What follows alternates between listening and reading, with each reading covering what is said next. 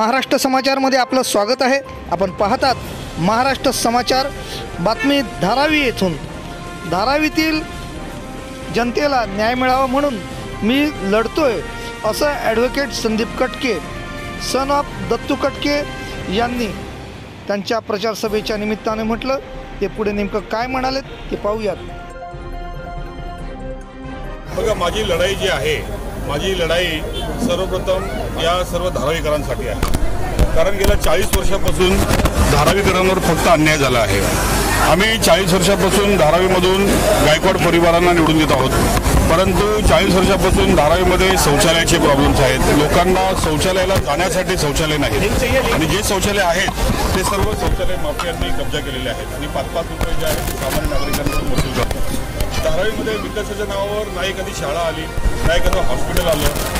धारावीमध्ये विकासाच्या नावावर आपण बघतोय की सगळे दत्तक वस्तूचे कॉन्ट्रॅक्ट जे आहेत ते त्यांनी यांच्या कार्यकर्त्यांना दिलेले आहेत आणि तेच पेड कार्यकर्ते, दलाल, चमचे घेऊन ते लोक गेल्या 40 वर्षापासून निवडणूक लढत आहेत। परंतु आता बस झालं, कारण आता आमची जी पिढी आहे ती धारावीमध्ये गेली। हालाकीचं जीवन आम्ही धारावीमध्ये जगलं, परंतु येणारी पिढी जी आहे, येणाऱ्या पिढीच्या उज्ज्वल भविष्यासाठी कुणाला तरी लढलं पाहिजे। ह्या अपेक्षेनेच मी ही निवडणूक लढत आहे। कारण आमच्या येणाऱ्या पिढीला चांगली शिक्षा भेटली पाहिजे, चांगलं स्वास्थ्य भेटलं पाहिजे, त्यांना स्वच्छता भेटली पाहिजे, क्लीन टॉयलेट्स भेटले पाहिजे। ह्या सर्व मुद्द्यांवर मी निवडणूक लढत आहे। आणि सर्वात महत्त्वाची गोष्ट सध्या धारावी जी आहे ही पूर्ण मुंबईमधलं हे पॉलिटिकल बॅटल ग्राउंड झालेलं आहे। जो तो येतो तो धारावीवरच बोलतो। उद्धव ठाकरे धारावीवर बोलतात, मोदी येतात धारावीवर बोलतात। वर्षा गायकवाडने पूर्ण इलेक्शन जे आहे ते धारावीच्या मुद्द्यावर आणलेलं आहे। परंतु हे 40 वर्ष तुम्ही जे राज्य केलं धारावीवर, त्या 40 वर्षाच्या राज्यामध्ये धारावीकरांना तुम्ही काय दिलं हा विचारण्याची ताकद, हे विचारण्याची डेअरिंग कोणामध्ये नाही। आणि ती शक्ती घेऊन जी आहे मी मैदानामध्ये उतरलो आहे आणि मी त्यांना हिसाब विचारतोय की तुम्ही 40 वर्षापासून काय केलं। आणि दुसऱ्या ठिकाणी अदानीला हा प्रोजेक्ट देण्यात आला। काँग्रेसचं अदानीचं साठगाठ आहे। कारण तुम्ही बघितलं असेल की परवा दिवशी रेवंत रेड्डी जे आहेत तेलंगणाचे मुख्यमंत्री, ते या ठिकाणी आले होते। त्यांची अदानीशी डील आहे आणि रेवंत रेड्डीच्या माध्यमातून काँग्रेसने अदानीशी डील केलेली आहे। वर्षा गायकवाडने अदानीकडून पैसे घेतलेले आहेत आणि त्याच पैशाच्या जोरावर पूर्ण धारावीमध्ये करोडो रुपये खर्च करून त्या इलेक्शन लढत आहेत। प्रत्येक मंडळाला 2-2 लाख, 3-3 लाख, 5-5 लाख रुपये। आता निवडणुकीमध्ये प्रत्येक व्यक्तीला 15-15 हजार रुपये, त्यांच्या चमच्यांना 50-50 हजार रुपये, करोडो रुपये ते फुकत आहेत। तर त्यांना फक्त धारावीमध्ये विकासाच्या नावाने जो मलिदा भेटतो तो त्यांना खायचा आहे। परंतु हे सामान्य धारावीकर जे काही बसलेले आहेत त्यांच्या बाबतीत त्यांना काहीच चिंता नाही। आणि त्या चिंतेचं निराकरण करण्यासाठी मी आज सोल्युशन आणलेलं आहे आणि त्या सोल्युशनसाठी मी आज इकडे मंच थाटलेला आहे। कारण आम्ही जे लढतोय, मी धारावीकरांच्या जे सामान्य धारावीकर आहेत त्यांच्यासाठी लढतोय। त्यांचे जे सामान्य, जे अमानवीय जीवन ते जगतायत, मी त्यांच्यासाठी लढतोय। आमचे जे लहान पोर आहेत, जे शिक्षणापासून वंचित आहेत, मी त्यांच्यासाठी लढतोय। जे आमचे सिनियर सिटीजन्स आहेत ज्यांना टॉयलेट्स नाहीत, ते घरामध्येच टॉयलेट करतात आणि पाण्याने ते ढकलून देतात आणि तेच गटारामध्ये जाऊन त्यांना डेंग्यू मलेरियासारखे आजार होतात, मी त्यांच्यासाठी लढतोय। आणि या ठिकाणी अदानीच्या माध्यमातून विकासाच्या नावावर धारावीकरांना धारावीच्या बाहेर घालण्याचा जो घाट चालू आहे, मी त्याच्या विरोधात लढतोय। मी घोषणा केलेली आहे, धारावी बचाव आंदोलनाचा मी समन्वयक आहे। आम्ही वेळोवेळी आंदोलन केले, आम्ही सर्वे थांबवला, परंतु सर्वे थांबवत असताना काँग्रेसचा एकही कार्यकर्ता त्या सर्वे थांबवण्यासाठी आला नाही। फक्त कधी तिथे आले नाही, फक्त मंचवर मोठ्या भाषणं करतात, अदानीचा विरोध करतात, ते फक्त आणि फक्त त्यांचं कमिशन वाढवण्यासाठी करतात। मातोश्रीवरून सुद्धा जे काही होतं ते फक्त आणि फक्त कमिशन वाढवण्यासाठी होतं। त्यामुळं आम धारावीकरांच्या वतीने कोण लढणार, म्हणून आम्ही हातामध्ये बल्ला घेतलेला आहे। कारण धारावीची या सर्व पक्षांनी जी आहे ती फिल्डिंग लावलेली आहे आणि धारावीकरांना आउट करून धारावीच्या बाहेर म्हणजे मानपूर, Bhandup, Govandi, dumping ground, salt pan ह्या ठिकाणी आणण्याचा सगळ्यांचा तुमचा प्लॅन आहे।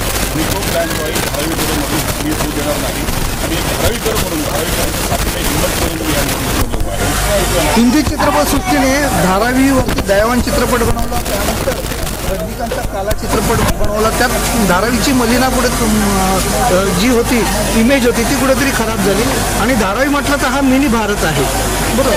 प्रत्येक जर गल्ली बघितली तर एक गाव आहे। मी याच्या संदर्भात थोडा सुरू केला, नेमकं याच्यातून तुम्हाला मतदानाचा प्रतिसाद कसा मिळेल? लोक जमवणं सोपं आहे, परंतु त्यांची मतपेटीमध्ये उतरवणं कठीण आहे. हा सुवर्णमध्ये कसं साधल?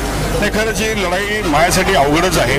कारण समोर जे आहेत ते मोठे मोठे मगरमच्छ आहेत. एक ठिकाणी काँग्रेस आहे, ज्यांनी 40 वर्षापासून धारावी राज्य करून करोडो रुपयाचा भ्रष्टाचार केला आणि त्या पैशाच्या माध्यमातून ते निवडणूक लढवत आहेत. आणि दुसऱ्या ठिकाणी स्वतः आघाडीचा कॅन्डिडेट आहे. त्याच्यामुळं धारावी जी आहे ही दोन मगरमच्छाच्या पंजामध्ये फसलेली आहे. त्याच्यामुळे या मगरमच्छामधून अगर धारावीला बाहेर काढायचं असेल तर आम्हाला त्या मगरमच्छाच्या पाठीवर पाय ठेवून बाहेर निघायला लागेल. नाहीतर आम्ही सर्व जे आहे आम्ही सर्व धारावीकर या पाण्यामध्ये डुबून जाऊ आणि हे सर्व आम्हाला डुबवणार. आणि ह्याच भावनेने मी ही निवडणूक लढत आहे. आणि सर्व जे सामान्य आमचे धारावीकर आहेत, आमच्याकडे काही फंडिंग नाही, आमच्याकडे कुणाचा पैसा नाही, आम्हाला ना कोण फंडिंग करतं ना आम्हाला कुणाचा पैसा पाहिजे. मी सर्व लोकांनी माझ्या मित्रमंडळींनी जे मला डोनेशन दिलेलं आहे, जे कॉन्ट्रीब्युशन दिलेलं आहे, त्या कॉन्ट्रीब्युशनच्या माध्यमातून मी ही निवडणूक लढत आहे. आणि हे सामान्य लोक जे आहेत तेच माझ्या पाठीशी आहेत. कॅम्पेनिंगसाठी सुद्धा हेच लोक माझ्यासोबत येतात. आमची काय एकदम लिमिटेड टीम आहे. त्यामध्ये पॉल भाई आहेत आणि आमचे आयुब भाई आहेत, आमचे जुबेर भाई आहेत, राहुल मुनिक पोरगा आहेत. सगळे आमचे तुम्ही असं बोलू शकता की लगानची जी टीम होती तशी टीम आमच्यामध्ये आहे. त्या टीमला घेऊन मी या मोठ्या मोठ्या शक्तींच्या विरुद्ध मी लढत आहे. आता एक नारा येतोय बटेंगे तो कटेंगे. मग धारावीकरांसाठी जर ते बटले तर कटतील आणि मग उद्ध्वस्त होतील. हा नारा सार्थक ठरतोय का? नाही, जरूर. कारण हे जे राजकारण करतात ते धर्माच्या आधारावर करतात, भाषेच्या आधारावर करतात, प्रांताच्या आधारावर करतात. परंतु धारावीकर म्हणून आम्ही सर्व धारावीकर एक आहोत ही भावना जी आहे ती प्रत्येक धारावीकरांच्या मनामध्ये रुजवण्याचा मी नक्कीच प्रयत्न करत आहे आणि करत राहीन. या ठिकाणी जेव्हा मशिदीचं डेमोल्युशन करण्यात येत होतं त्यावेळेस सुद्धा मी रस्त्यावर उतरलो आणि माझ्यावर केसेस झाल्या. दंगल घडवण्याची केसेस जी आहे ती माझ्यावर झाली. मशिदीचं डेमोल्युशन BMC करत होती, मी फक्त तिकडे हिंदू मुस्लिम एकतेचे नारे दिले, त्याच्यामुळे माझ्या विरोधात केस झाली. तर अशा प्रकारचं राजकारण कटेंगे बटेंगे जे बोलताय ना ते तुम्ही करताय. माझा नारा हाच आहे की हम पडेंगे तो आगे बढेंगे. त्याच्यामुळे माझा मेन उद्देश जो आहे धारावीकरांसाठी मी करिअर लॅबची पण घोषणा आता करणार आहे. तर माझा मेन उद्देश जे आहे ते धारावीकरांसाठी आहे.